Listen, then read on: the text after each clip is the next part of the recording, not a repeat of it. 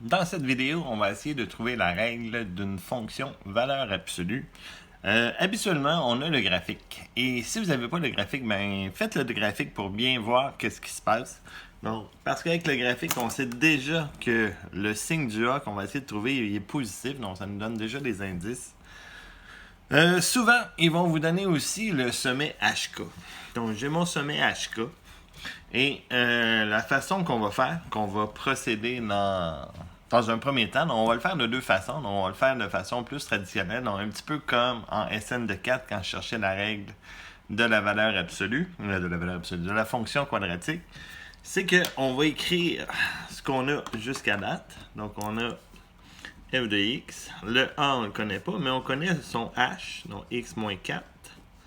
Et on se connaît son k, moins 3. Donc, je vais remplacer. Et là, il me manque un seul paramètre. Et ici, qu'il me manque juste un seul paramètre, ce qu'on fait, c'est qu'on prend un point qu'on a déjà. Donc, j'ai le point ici, qui est bien sûr le point 0,7. Et je vais aller le remplacer pour isoler tout simplement mon A à l'intérieur. Donc, le 7, c'est le Y. 0, moins 4, moins 3. Et on va isoler tout simplement le A. Donc, je vais faire plus 3, ça me fait 10. Et le moins 4 en valeur absolue, ben, c'est tout simplement 4. Donc 10 est égal à 4A.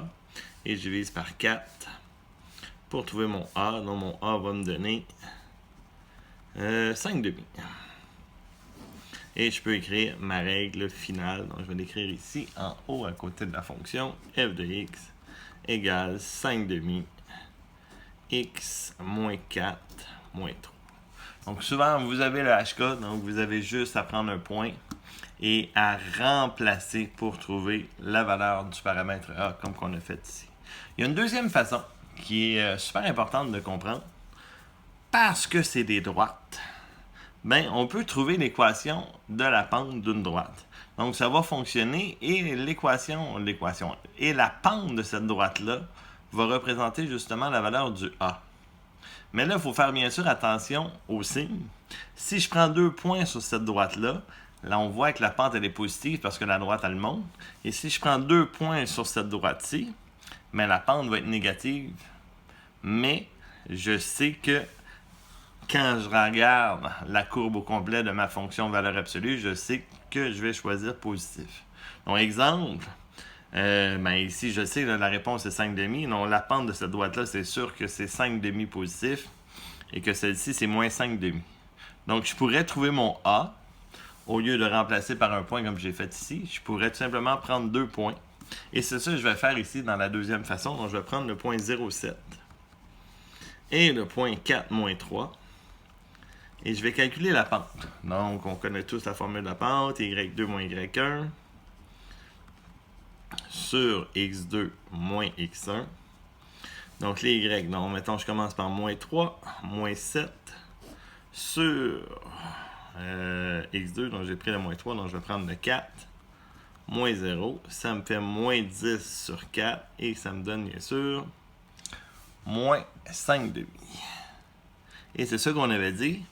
Le moins 5 demi, c'est tout à fait logique parce que la pente, la droite descend. Mais je vais tout simplement l'écrire avec un A positif parce que je regarde le graphique et je comprends bien que ça va vers le haut. Donc, c'est exactement la même équation qu'on avait déjà. Donc, vous avez deux façons de le faire. Et n'oubliez jamais, ça fonctionne seulement ce principe-là de pente parce que c'est des droites, c'est des valeurs absolues. Donc, ça forme vraiment des droites. Dans une quadratique, ça ne fonctionnait pas. Et dans toutes les autres équations qu'on va apprendre cette année, là, toutes les fonctions qu'on va apprendre, ça ne fonctionnera pas non plus de calculer le A à l'aide d'une pente. Donc, on va faire un deuxième exemple. Donc, pour vous pratiquer, je vous laisse l'essayer, bien sûr. Vous avez le sommet, vous avez 2 points. Donc, vous pouvez procéder de la façon que vous voulez, soit en remplaçant ou soit en calculant la pente. Donc, ce que ça va faire, je sais déjà mon sommet, x-2, plus 7. Et là, pour trouver mon A, je peux, comme on a dit, remplacer par le point 6,0. et l'isoler ou tout simplement calculer la pente. Non, je vais m'amuser à calculer la pente. Puis ça fait un petit bout peut-être que vous ne l'avez pas fait. Donc, je prends le point 2, 7 et 6, 0. Donc, ça, c'est mes 2 points. Donc, ma pente, je vais faire 0, moins 7, 6, moins 2. 0, moins 7, 6, moins 2, oui. Donc, ça va me faire moins 7 quarts. Donc, j'ai trouvé la pente de cette droite-là qui est négative. Donc, ça, c'est le fun, ça fonctionne. Et je comprends qu'à l'allure du graphique, mon A, je vais le choisir négatif. Donc, ma réponse que vous avez trouvée, c'est moins 7 quarts x moins 2 plus 7. Donc, en général, c'est quand même assez facile de trouver sa règle. Pour la valeur absolue, c'est souvent celle qu'on va essayer de rendre le plus compliquée. C'est pour ça que j'ai un dernier exemple. Où est-ce que j'ai pas du tout le sommet, donc je n'ai aucune idée c'est quoi la valeur de mon sommet. Donc on ne l'a pas. J'ai 3 points. 2 points sur une droite, 1 point sur l'autre droite. Donc c'est important de bien voir sur quelle droite se trouvent nos points. Et la façon qu'on va procéder, comme justement c'est des droites, je vais trouver l'équation de cette droite-là ici. Je vais trouver aussi l'équation de celle-là. Et je vais pouvoir faire une méthode algébrique, donc comparaison, pour trouver le point d'intersection des deux droites, qui va être bien sûr mon sommet HK. Donc, on va y aller de cette façon-là. On va mettre ici un petit 1. Donc, je vais trouver l'équation de la première droite, puis après ça, je vais trouver l'équation de la deuxième droite. Donc, je vais commencer par elle parce que j'ai 2 points sur elle, donc ça va bien aller. Donc, je vais mettre un 1. Donc, je commence par ma pente.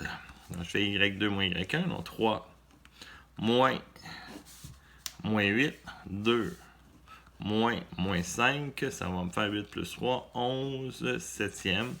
C'est positif, donc je ne me suis pas trompé. Donc, je sais, la pente, c'est 11 septième de x plus b. Donc, on n'oublie pas qu'on cherche l'équation d'une droite, de cette droite-là ici. Et pour trouver mon b, ben, je prends soit le premier point ou le deuxième point, ça ne change rien. Donc, je vais prendre des positifs, 3 égale à 11 septième fois 2 plus b. 3 est égal à 22 septième plus b. Donc, je vais faire 3 moins 22 septième. Ça va me donner moins 1 septième. Donc, ça, c'est l'équation de ma première droite. Je vais l'écrire ici. Y est égal à 11 septième de x moins 1 septième. Ça, c'est ma première. La deuxième. Là, j'ai juste un point. Et là, il faut faire attention. Il y en a qui se rappellent des droites perpendiculaires de l'an passé qui faisaient l'opposé de l'inverse. Donc, ils vont prendre le 11 septième et qui vont faire moins 7 onzième pour elle. Mais c'est pas du tout ça. Là. Donc, c'est pas nécessairement un angle droit ici. Ça pourrait arriver, là, mais habituellement, c'est pas un angle droit. Donc, comme on sait que c'est une valeur absolue, comme on a fait dans les exemples précédents, là, les deux ont comme la même pente, sauf qu'il y en a une positive, une négative. Donc, celle-là, on comprenait qu'elle était positive, et on sait qu'elle vaut 11 septième, mais celle-là qui descend, comme elle descend, on va prendre la même valeur, mais on va y mettre un négatif.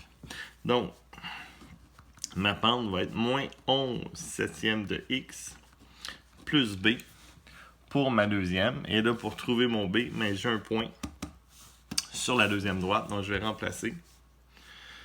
1 est égal à moins 11 septième fois 6 plus b.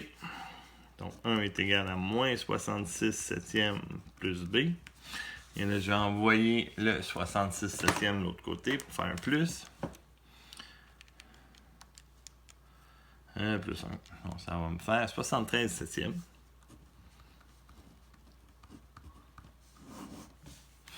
Donc ça va être l'équation de ma deuxième droite. Y est égal à moins 11 septième de x plus 73 septième. C'est bon? Donc ça, c'est ma deuxième.